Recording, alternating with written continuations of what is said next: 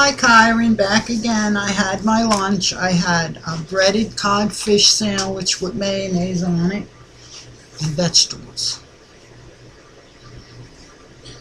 And the last story was digging coal to make electricity. So this is the book. So if you want to go get your book, remember you can pause the video at any time.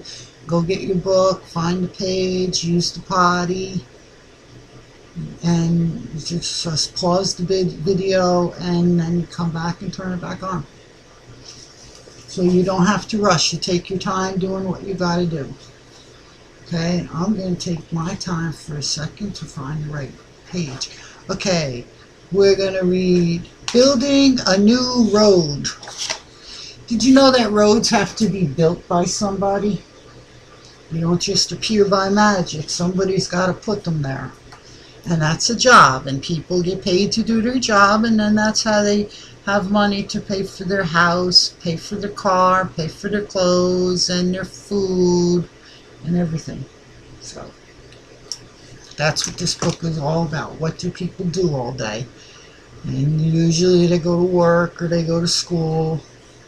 Okay, Building a New Road, and it's on page 74. See, the page number is right there, and it's a 7 and a 4. 74. So that's the page you need. Okay, Building a New Road. Good roads are very important to all of us, and that is true because you don't want to be on a bumpy road. You want a good, nice, smooth road. Doctors need them to visit patients. Firemen need them to go to fires. We all need them to visit one another. The road between Busytown and Workville was bumpy and crooked and very dusty, except when it rained. Then the dirt turned to mud and everybody got stuck.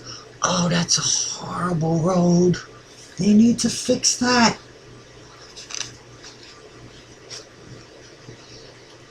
The mayors of the two towns went to the road engineer. Now this remember in the other story, the engineer drove the train? Well, in this case, the engineer is the person that decides where the road's going to be and what they're going to make the road out of and that kind of thing. So there's different kinds of engineers. So this is a road engineer, and he decides how the road is going to be built and where it's going to go. Okay? So the mayors of the two towns went to the road engineer and told him that they wanted to have a new road. The townspeople had agreed to pay the road engineer and his workers to build the new road.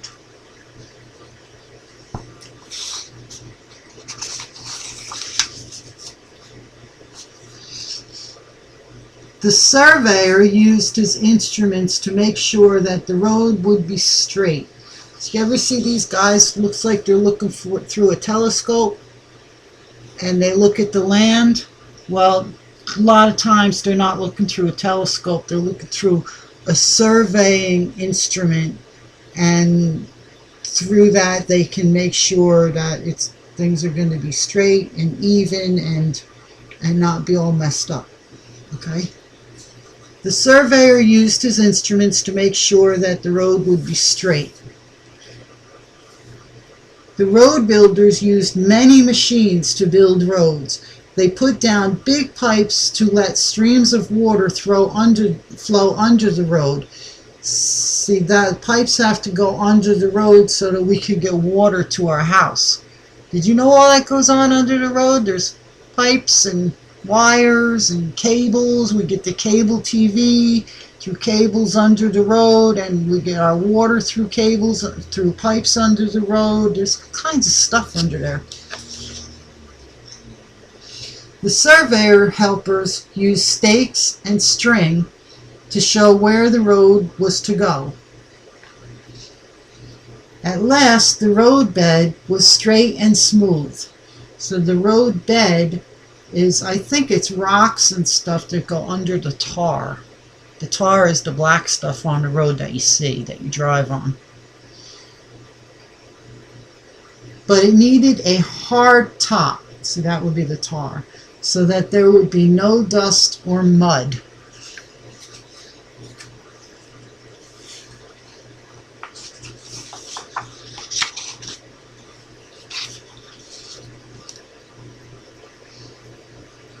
Big rocks were put into the rock crusher to be crushed into smaller stones. A stone spreader spread the stones evenly over the roadbed. A truck squirted sticky asphalt oil on the stones to make them stick together. The asphalt mixer made hot, sticky asphalt. So I guess that black tar, what I'm calling tar, they call it asphalt. There's a lot of different words that all mean the same thing. Okay, so they're calling it asphalt and I call it tar, same thing. The asphalt was poured into the level finisher, which spread it out flat on the road. A heavy roller pressed down the asphalt to make it smooth and hard. The road was built high in the middle so that rainwater would roll off into ditches at the sides. This is a very interesting book. There's a lot of stuff in this book, Kyron, that I didn't even know about. So this is a really good book. It shows how everything works. Street lights were put up so that drivers could see the road clearly at night. All right, you two fellas, stop talking and finish covering up that underground gasoline storage tank. Huh, there's gas under there too? Wow. The workers put up guardrails to keep cars from going off the road. They posted many signs. Some signs remind drivers to drive safely. Some signs show which way to go. A dividing line painter painted a line down the middle of the road. Dividing lines remind drivers to keep on their own side. Everyone wanted to be the first one to drive on the new road, but Grandma Cat was the first. Wasn't she lucky? Ooh, she got to drive on a brand spanking new road.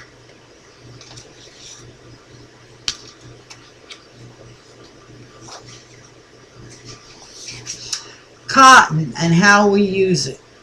Okay. This is going to be an interesting one too. Uncle Eli Cottontail planted cotton seeds in this cotton field. Oh, just like the corn. Plant the corn kernels, and in this case you plant cotton seed. The seeds grew into cotton plants with fuzzy balls of white cotton on them. He picked the cotton balls with his cotton picker. See the cotton picker machine, he drives it and it picks up the cotton balls. That's cool. He put them in his cotton gin machine. He cranked the handle to separate the cotton seeds from the fluffy cotton.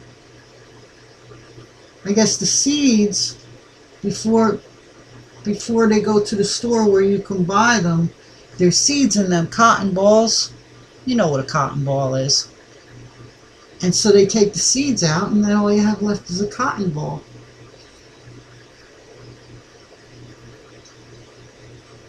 So he cranked the handle to separate the cotton seeds from the fluffy cotton. Uncle Eli's children are helpful workers. Uncle Eli sold the cotton to the spinner. The spinner stuck it onto a forked stick. She pulled a pinch of it and twisted it. She made her spinning wheel go around. She wound the twisted cotton thread onto spools. She spun all the cotton balls into thread. Oh, so they're going to make clothes out of the cotton. Cotton clothes are mostly, all I ever wear is cotton. Jeans are cotton, t-shirts are cotton, a lot of clothes are cotton. Sheets, the sheets on your bed are cotton. The threads were sold to the dye works. The workers put them in a dye vat. Blue dye in the vat changed the white thread into a nice blue color. They hung the blue thread up to dry. When it was dry, the thread was sold to the weavers. See the blue, see all that blue thread? They should put that on a spool. That's going to get knots in it. Right?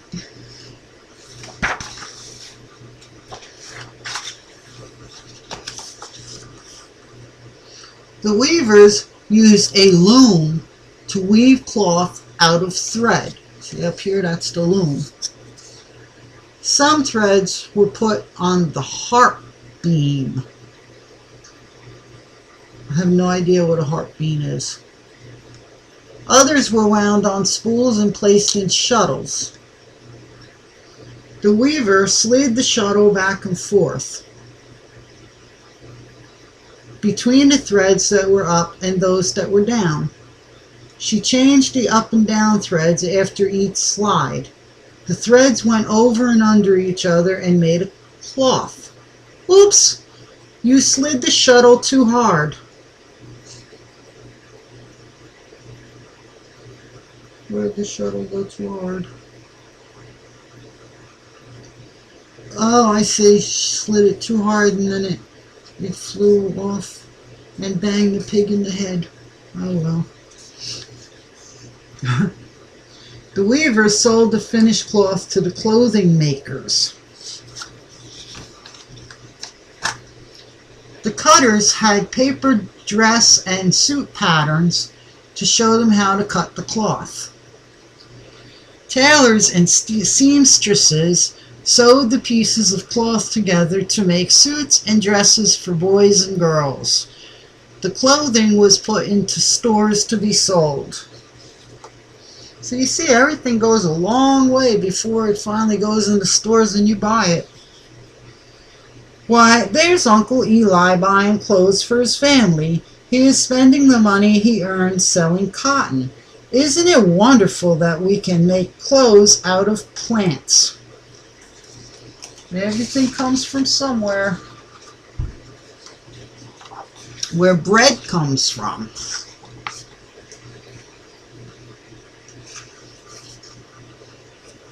Farmer Pig gathers his crop of wheat with a harvesting machine. So I guess that's a harvesting machine. The grain seeds are separated from the stalks and poured into a truck. The wheat grain seeds are scooped out and put into bags. Then the seeds are taken to the mill.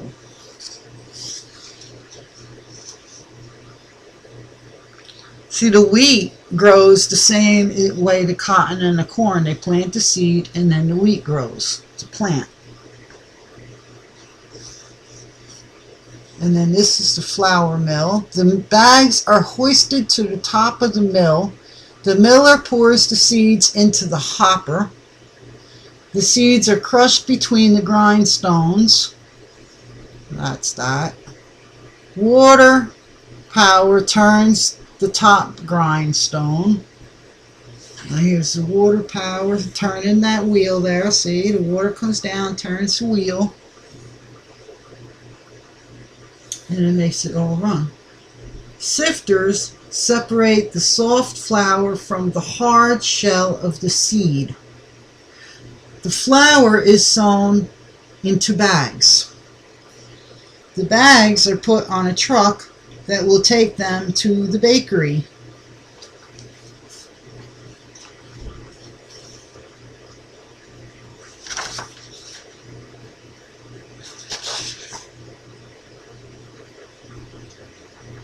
Oops, he dropped a bag of flour. Look at, he dropped it. Oh well, mistakes we'll be making.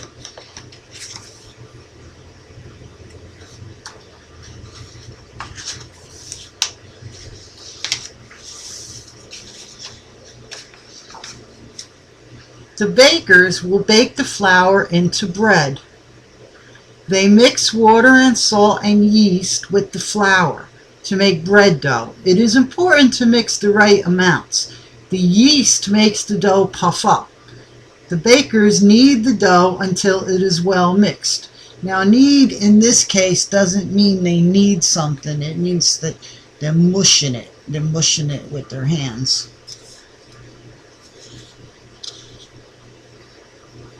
Able baker Charlie mixes his own special dough. Isn't he putting too much yeast in his dough?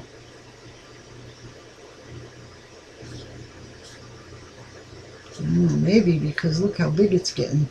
The bakers mold the dough into loaves of many different shapes and sizes. Able baker Charlie has made teeny tiny loaves. Baker Fox cleans the hot fire coals out of the oven.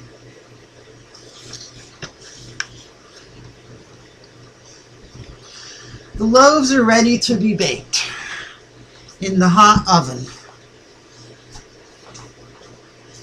The heat in the oven will make the loaves puff up even more.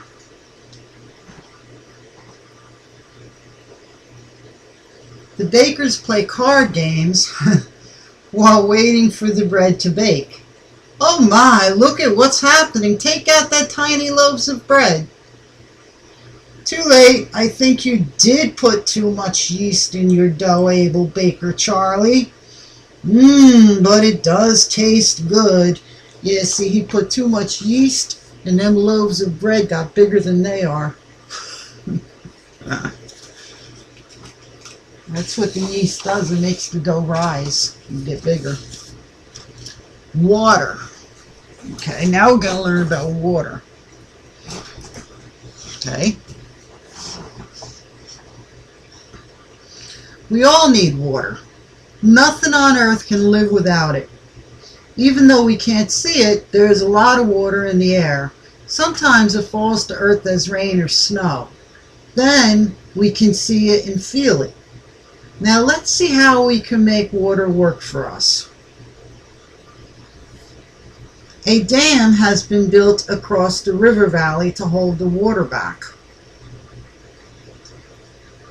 After the water has been used in the electric power plant, it flows as a river down to the sea.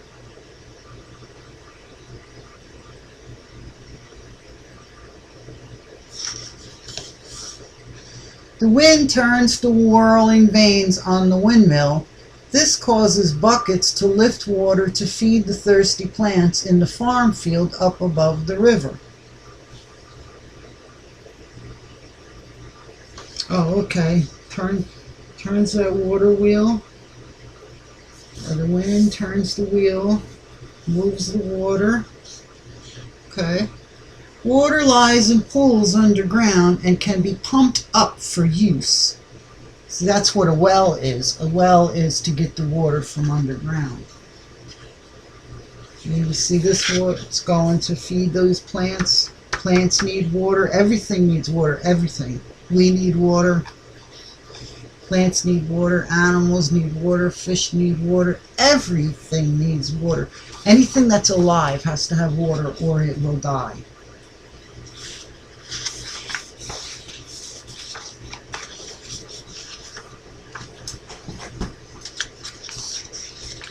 The river water must be made clean and pure so that it will be safe to drink. Water is pumped into the waterworks. The chemist puts chemicals in the water to kill harmful germs. The water is clean after it flows through the waterworks. Then the water is pumped through underground pipes to everyone. It's underground pipes under the road. That's how it gets to our house after it's been cleaned. Water is used for many things. It gets dirty and must be made clean again at the sewage plant before it is put into the sea. Because if you put dirty water into the sea, it will kill the fish. So you have to clean it.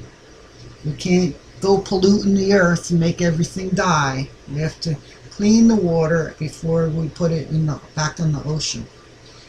The heat of the sun makes water return to the air as it evaporates. This rising water is called vapor. You cannot see water vapor. One day it will again fall to the earth as rain or snow. Sometimes you can see water vapor as fog, or if there's a boiling pot of water on the stove, don't touch it though, it's very hot. You can see steam coming up. That steam is water vapor, and when it's like that, you can see it. Boats use river and ocean waterways to carry people and cargo to other places. So that's another way we use the water. We use it for transportation.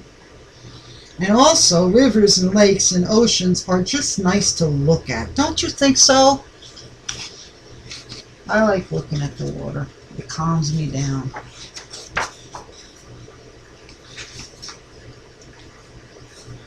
Well, all the busy town workers have worked hard to help their families and friends.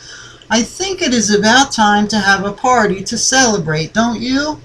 These are the first ones to arrive, but the others are on their way. So we have Grocer Cat, Mommy, Huckle, Grandma, Mother Blacksmith, Junior, Daddy Pig, Mommy, Harry, Sally, Captain Salty, and some of his crew. See, his crew are the mice. Smokey, Sparky, Snozzle, Wild Bill Hiccup, King Cole, Blacksmith Fox, Lowly Worm, Mortimer. Mortimer is a little mouse there.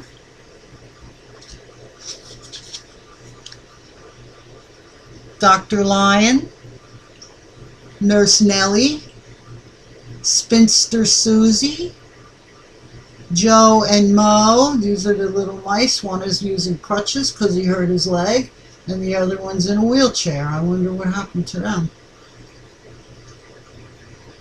Wrong Way Roger, Farmer Alfalfa, Geronigoro Crater, Sergeant Murphy, Bridget. Bridget's a cute little baby. Herself Murphy, Gorilla Bananas, Chief Road Engineer, and Bugdozer. I guess Bugdozer is that little bug that's riding a bulldozer. Mother, she's a bear. Betsy Bear, Grandma Bear, Zip Raccoon, Stitches, Mommy, and some little Stitches. And those are the rabbits. Abel Baker Charlie is a mouse. Captain Reddy, Sarah, just like your mama's name. John Parr Miller, Jason Mason, Uncle Eli, Aunt Ginny, and the Cottontail cousins. All right, boys and girls, take your hats off when you sit down at the table, and please remove everything else from the tables that doesn't belong there. And everyone have fun at your party. My goodness, just look back and think of all the things we can do when we all work together. Okay, so that's the end of the book. And the next time I read this, maybe we'll read it at your house, because this is going to be your birthday present for your very first birthday. Very first one. I'm so happy. Okay? So, you have a good night. Love you, Kai.